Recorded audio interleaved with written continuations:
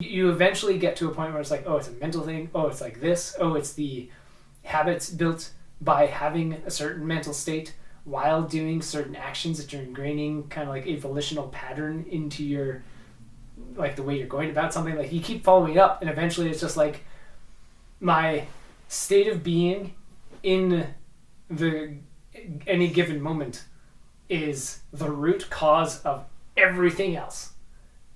So if like your state of being in any given moment is not completely within your awareness and completely balanced and like clear and deliberate and volitional and intentional and good, like caring and kind and for the good of others and etc., and creative and etc., if your state of being is anything less than that, you've got tiny problems. If it's like a lot less than that, you've got major problems. And the more problems you add onto that, the less caring you are, the less for the good of others you are, the less creative, less intentional, less aware, less anything you are, the more your state of being crumbles away from just isness or whatever, the more trash is going to pile down the river, and the more trash is going to follow that river and eventually get to like the lake and then do another one and another one and just like keep piling downstream until eventually it hits your everyday life and then the physical world and everything else that's going on, and then your life just ends up as a mess because your state of being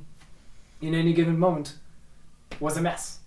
And if you just clear up your state of being, you're cleaning up the river. It's not going to go away immediately. There's a bunch of trash in there that's been thrown down there for your whole life, but it's possible to clean up your entire cesspool of trash that you've piled up over time, as long as you stop filling it. If you stop filling it, it's a lot easier to clean. Yeah.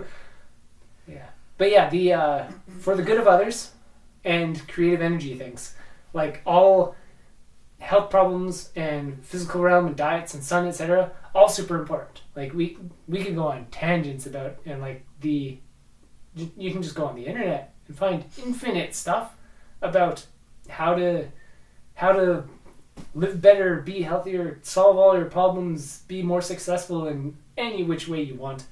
But to just be creative, have fun doing what it is that you're doing, and or whatever it may be, like not even doing anything, just like exist, and then anything you do will be creative and fun, and you'll just like find fun and creative things to do and everything, and you're doing things for the good of others, then you're good. Yeah. You are good. Just be kind. It's almost like it's almost like the happiness step by step.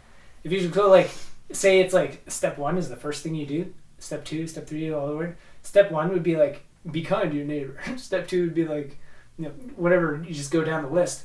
And at the end, the culmination is like, as a result of all these, you're just creative and aware and doing things for the good of others. Yeah. To the point, to such an extreme, where happiness and good for others are really synonymous. Like, there should be a word for the good of others. Maybe it's like altruistic or something.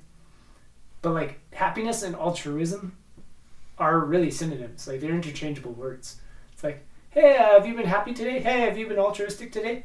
Quite literally the same thing. Mm-hmm. There's no difference. Yeah. The same is probably for creative too. Like, have you been happy today? Have you been creative today? Have you been altruistic today? They're kind of the same. Yeah. True creativity. Maybe that's why the word true is in the middle of all true is. All is for the good of all. Yeah. True is because it's true creativity. Is. And tick. The tick. Isness. And spoon.